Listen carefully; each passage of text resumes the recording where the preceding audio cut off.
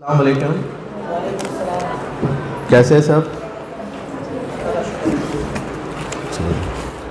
सबसे पहले तो मैं उम्मीद वेलफेयर सोसाइटी के जितने भी जो मेंबर्स हैं उन सबका शुक्रिया अदा करना चाहूँगा कि आप लोगों ने मुझे मौका दिया यहाँ पर आकर कौम की थोड़ी खिदमत करने का मुझे चांस मिला है। उसके लिए मैं आप लोगों को बहुत बहुत थैंक यू बोलता हूँ।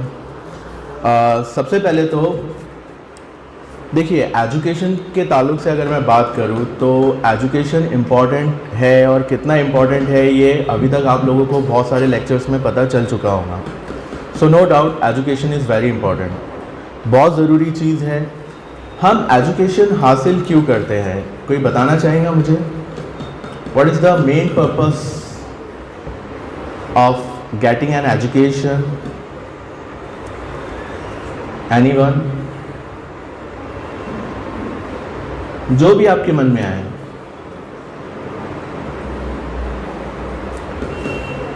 देखिए, बहुत सिंपल सी चीज़ है बेटा। एजुकेशन के दो पर्पस होते हैं। पहला पर्पस तो ये है कि एजुकेशन हमें सोचना सिखाता है, हमें समझना सिखाता है, इज़न्ट इट? एंड दूसरा जो 90% लोग मतलब जिस वजह से एजुकेशन हासिल करते हैं वो रीज़न है कि आगे जाकर हमें करियर बनाना है, हमें कमाना है, हमें हमारा घर चलाना है। तो एक रहती है हमारी सोच कि हाँ भाई, हम इस फील्ड में जाएंगे तो हम अच्छा कमाएंगे, या हम इस सेक्टर में जाते हैं तो यहाँ पे हमारी अर्निंग अच्छी होगी। जाहिर है अगर हमारी अर्निंग अच्छी हो रही है तो हमारा लिविंग स्टैंडर्ड बहुत अच्छा होगा, हम हमारे परिवार को बहुत अच्छे से पाल सकेंगे, हम हमारे बच्चों को बहुत अच्छा एजुकेशन प्रोवाइड कर सकेंगे। तो ये दो रीज़न होते हैं एजुकेशन के मोस्टली।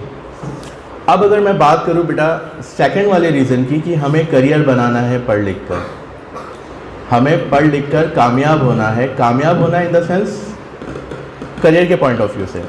अब होता ये है कि जब हम करियर की बात करते हैं तो ज़्यादातर बच्चों को करियर के नाम पे कुछ 2-3 चीज़ें पता होती है कि हाँ हम ये बन सकते हैं। जैसे फॉर एग्ज़ाम्पल उन्हें ये पता है कि अगर मैं मैथ्स लेता हूँ, मैथ साइंस लेता हूँ, तो मैं क्या बनूँगा? इंजीनियर बनूँगा, इज़न्ट इट? अगर मैं बायो साइंस लेता हूँ तो मैं क्या बनूँगा? डॉक्टर बनूँगा। लेकिन इनके अलावा भी बहुत सारे करियर ऑप्शंस हैं हमारे पास। जैसे आप सभी को पता है कि आफ्टर 10th हम सब्जेक्ट चूज़ करते हैं। हमारे पास टोटल 3 स्ट्रीम होते हैं। पहला होता है हमारा साइंस, दूसरा होता है कॉमर्स, एंड तीसरा होता है आर्ट्स। साइंस के बारे में बच्चों को अच्छा खासा नॉलेज है, काफ़ी कुछ पता है। प्रॉब्लम आती है आर्ट्स और कॉमर्स को लेकर। नॉर्मली ये समझा जाता है कि आर्ट्स और कॉमर्स मतलब वो बच्चे लेते हैं जो पढ़ाई में अच्छे नहीं हैं। ज़्यादातर लोगों की यही सोच होती है, बट ये बिल्कुल गलत सोच है। आप आर्ट्स और कॉमर्स लेकर भी बहुत कुछ कर सकते हैं। आप आर्ट्स और कॉमर्स लेकर भी एक अच्छा करियर बना सकते हैं। अब सवाल ये उठता है कि चलिए मैंने कॉमर्स ले लिया, तो कॉमर्स लेके मैं क्या करूँगा? पता है आपको कॉमर्स लेकर क्या क्या कर सकते हो आप? नहीं, किसी को भी नहीं पता है। चलिए देखिए बेटा, मैंने थोड़ा सा प्रिपेयर किया था, वही चीज़ें मैं आपके सामने पेश कर रहा हूँ। अगर आप पढ़ाई में बहुत अच्छे हैं लेकिन आपको मैथ्स अच्छा नहीं लगता, आपको बायो अच्छा नहीं लगता है, तो आप कॉमर्स लेकर भी बहुत अच्छा पढ़ सकते हो। बहुत अच्छा पढ़ सकते हो इन द सेंस आप सीए कर सकते हो, आप सीएस कर सकते हो। Again just like bio and maths, अगर आप सीए सीएस करते हैं तो उसके लिए भी आपको बहुत पढ़ना पड़ता है। बस फ़र्क ये है कि अब आप मैथ्स नहीं पढ़ोगे, अब आप बायो नहीं पढ़ोगे, इज़न्ट इट? वैसे आपकी जानकारी के लिए बता दूं मैं, अगर आप सीए सीएस करते हैं तो उसमें बहुत बड़ा पोर्शन जो है बेटा वो मैथ्स का भी आता है, इज़न्ट इट? इसके अलावा हम लॉ ले सकते हैं। लॉ इन द सेंस वकील बन सकते हो आप कॉमर्स लेकर। टैक्सेशन के अंदर आप बहुत सारे जो डिग्री कोर्सेज होते हैं वो कर सकते हो आप। इसके अलावा आप मैनेजमेंट फील्ड में जा सकते हो। मैनेजमेंट मीन्स आजकल तो ये मतलब बहुत हॉट करियर ऑप्शन है। आप 12th कॉमर्स से लेकर मैनेजमेंट के अंदर एमबीए कर सकते हो, मार्केटिंग में, फाइनेंस में, एचआर में। अगेन आपको बहुत अच्छा ऑप्शन मिलेगा कि आप कोई बहुत अच्छी रेप्यूटेड कंपनी में एक बहुत अच्छी सैलरी पर बहुत अच्छी जॉब कर सकते हैं। इसके अलावा बेटा आप जर्नलिज्म में जा सकते हैं, आप टूरिज़्म में जा सकते हैं, एंड आप टीचिंग फील्ड में जा सकते हैं। सो ऐसा नहीं है कि कॉमर्स लेकर हम कुछ नहीं कर सकते, कॉमर्स लेकर भी आप बहुत कुछ कर सकते हैं।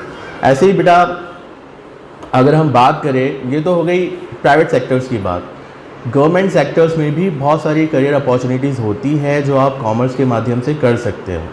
फॉर एग्ज़ाम्पल मुझे गवर्नमेंट सेक्टर में जाना है और मेरा अगर 11th-12th में कॉमर्स है तो मैं गवर्नमेंट सेक्टर में जाकर क्या ले सकता हूँ, क्या कर सकता हूँ? कोई बताना चाहेगा? यार आप बड़े खामोश लग रहे हैं।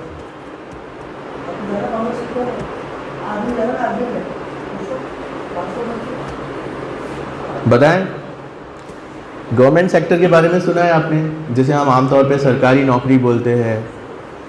क्या होता है ये? हम करियर गाइडेंस की बात कर रहे हैं बेटा, तो एटलीस्ट इतना नॉलेज तो हमें होना चाहिए। आपको तो शायद मैंने पढ़ाया भी हो। Usma, you are from uni public. क्या होता है बेटा गवर्नमेंट सेक्टर?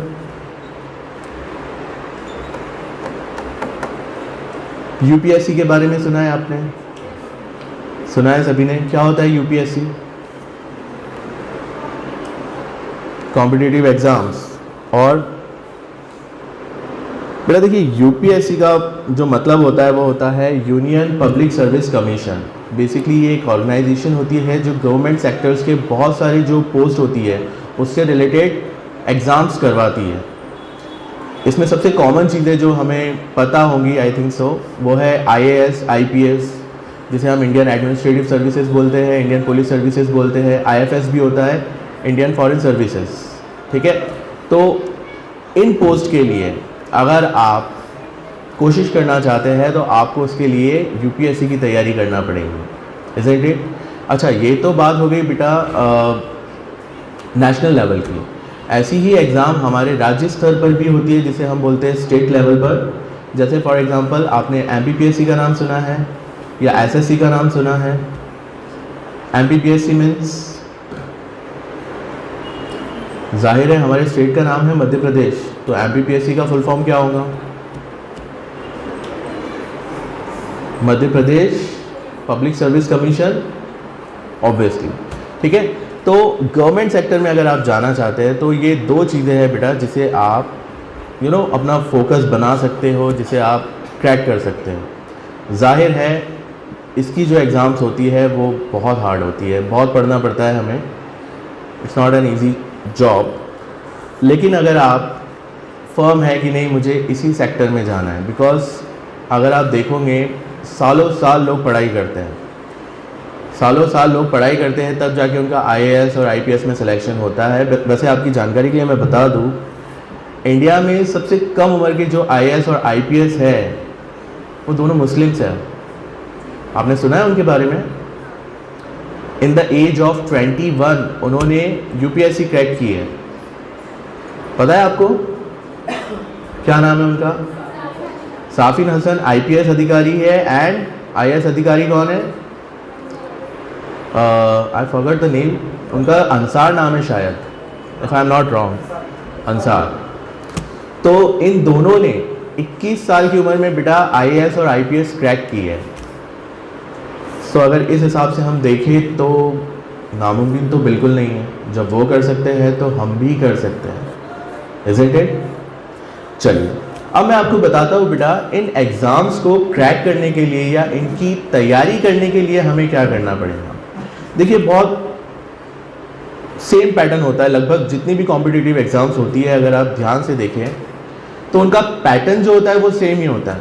जैसे फॉर एग्जांपल उसमें ज़्यादातर अगर आप देखोगे बेटा तो जो टॉपिक्स होते हैं ना कॉम्पिटिटिव एग्ज़ाम्स के, वो होते हैं reasoning ability and general intelligence, quantitative aptitude, English language, basic of computer and general awareness. मतलब किसी भी कॉम्पिटिटिव एग्ज़ाम का अगर आप पेपर देखोगे उसमें बहुत बड़ा जो पार्ट होता है वो इन चीज़ों का होता है। तो अगर हम ये टॉपिक बहुत अच्छे से पढ़ते हैं, इनका बेस हमारा बहुत मजबूत है, तो आप कोई भी कॉम्पिटिटिव एग्ज़ाम दे सकते हो। इवन अगर आप स्कूल लेवल की बात करें, जैसे अभी मेरी सर से बात हो रही थी, सर ने बताया था कोई स्कॉलरशिप प्रोग्राम है, उसकी जो एग्ज़ाम होती है, अगेन मैंने अभी उसका सिलेबस देखा है, उसमें यही सारी चीज़ है।